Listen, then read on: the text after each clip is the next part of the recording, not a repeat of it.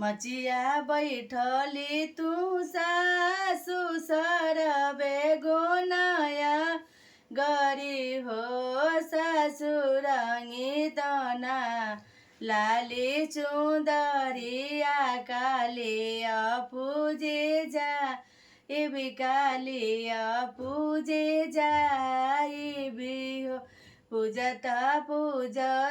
काली खुसा भैली और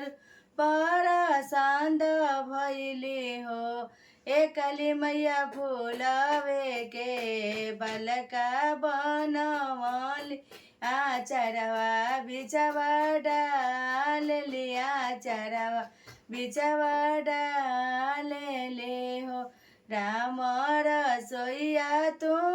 गोतिनी सरबे गुणवे गरी हो एगो तीन रंगे तना लाली चुन्दरी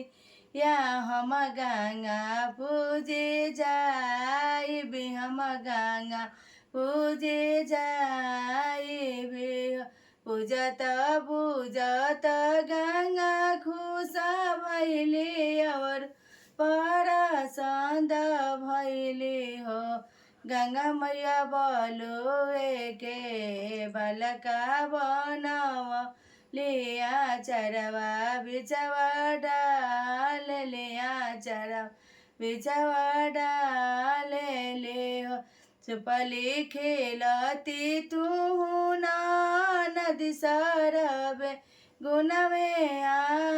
गरी हो ए नदी रंगे दाना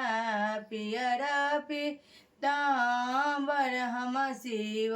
पूजे जाइब हम शिव पूजे जाइबी पूजत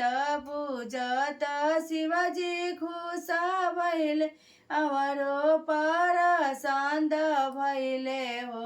ए शिवजी भभूते के बलका बन मले आचरवा बिचवा डाल ले चरवा बिचवा डाल ले